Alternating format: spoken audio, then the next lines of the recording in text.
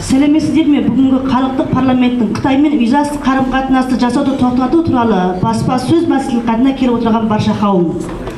Сіздерге әуелі өзімді қысқаша таныстыра кетейін. Мен ежелден бергі қазақ жері болып табылатын, бүгінде Қытайдағы Алтай аймағында туып өскен, ұзақ уақыттық кәсіпкерлікпен шұғылданған әдебиетке жақын Жазира Әсенқызы боламын. Мен 2019 жылы маусым айында елге оралып, қазіргі таңда жеке кәсіпкерлікпен шұғылданып, әрі ерікті түрде қоғамдық жұмыстарға араласудамын. Біздің елге оралуымызда бір ғана себеп бар. Ол болса, өз тарихи отанымды өркендетуге, еңбек ету, өз жер, өз елімізді, ұлттық құндылықтарды бойына сіңірген таза қазақ ұрпағын өсіру. Ал елге оралғасын қоғамдық жұмысқа араласып, белсенділік танытуының себебі біздің елдегі әртүрлі заңсыздықтар мен келеңсіз істердің көптеп белең алу еді.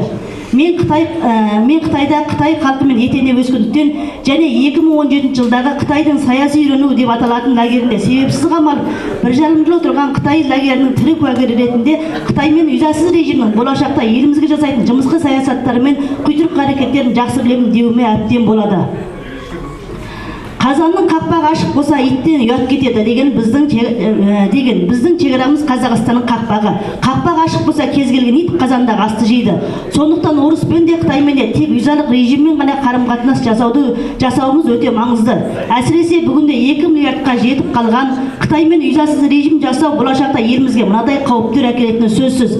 Бірінші, Қытай өкіметі ақш, Түркия, Қазақстан сияқты 26 елді террористік мемлекет деп мәлімдеген. Сонымен қатар қаңтар оқиғасы кезінде билік елге 20 мың террорист кірді деген ақпарат таратты. Егер қытайлар елімізге визасыз келетін болса, еліміздегі базар, ресторан, завод, фабриканың бәріне қытайлар толтырады да, ертең қаңтар сияқты бір ереуіл болса, Қытай өкіметі біз азаматтарымызды қорғаймыз деп ең бірінші әскерін кіргізеді. Бұл туралы айтып та жүрміз.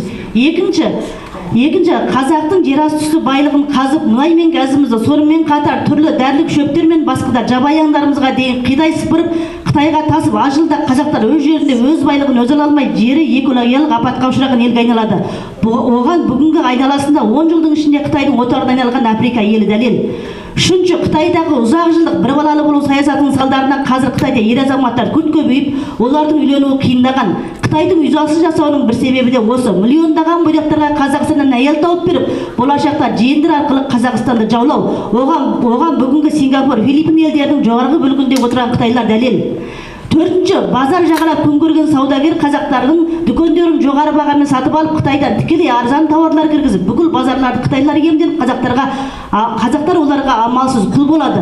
Бесінші, Қазақстанда туризм ашып, экономикасын көтереміз деген сылтаумен жасыл жайлау, Айнакөл, көк орман, манат жерлерімізді құмырсқадай қаптаған Қытайға таптатып, қазақтар өз жерінде өздері кіре алмай жерсіз қалады. Онсыз да біздің Зайсандағы Зайсан көліміздің иесі Қытайдың Алтай аймағынан келген Жаңжы деген Қытайдың қарамағына өтіп кеткен.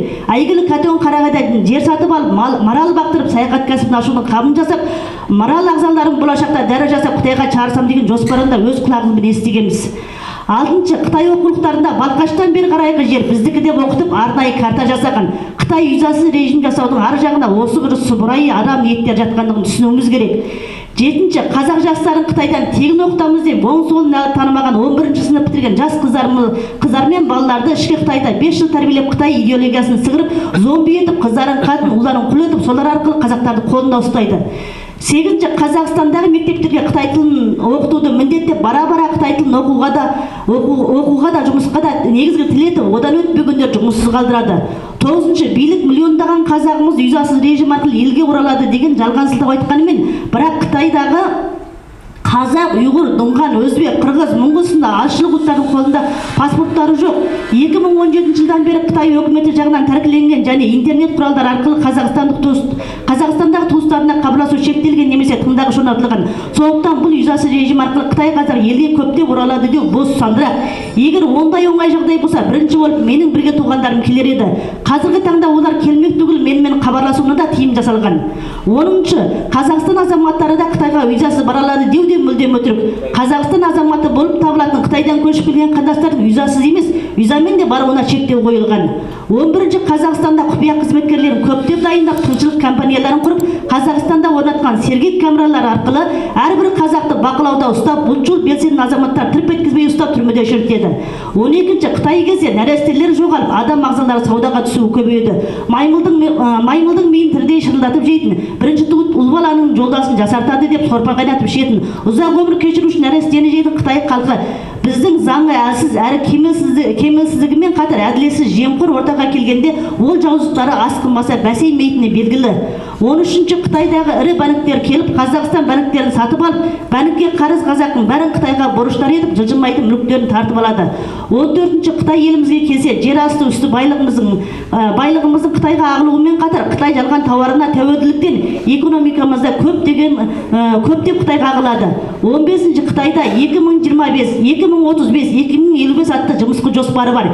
2025-ке дейінгі жоспары өз ішінде Қытайдан басқа 55 ұлттың дінін, тілін, салт дәстүрін, мәдениетін, тарихын жойып, бір ғана Қытай ұлтын жасамақ. 2035-ке дейін соғыссыз айналасында көршілес елдерді жауламақ. 2055-ке дейін дүниеге қожа болып, дүние жүзі бойынша Қытай ақшасын қолданысқа беріп, бір ғана Қытай тілін дәріптемек. Әрқандай бір мемлекеттің заңы мен саясаты сол елді құрайтын ұлттық құқықтық мүддесі мен болашағын қорғау негізінде жасалады. Қытайдың бізбен достығында ішкі есебі бар.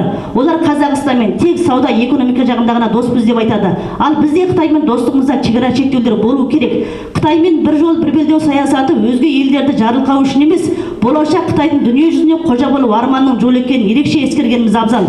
Қазаққа қазақтан басқаның жаны ашымайды.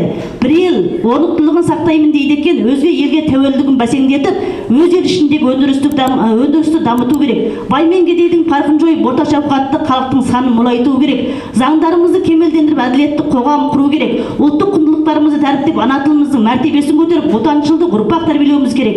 Елдегі қымбатшылықты, жеменқорлықты жойып, зат бағасын және сапасын бақылап басқаруды қатаңдастыру керекпіз. Біз Қытаймен жауласамыз деп отырғанымыз жоқ, бірақ ежелден жылтырағымен жұмыс әрекеттер арқылы ойын жүзеге асыратын арамызда көршімізге құшағымыз айқара ашып, визасыз қарым-қатынас жасамауымыз керек. Билік халықтың талабын ескеріп, үнін ескеруге тиісті деп ойлаймын.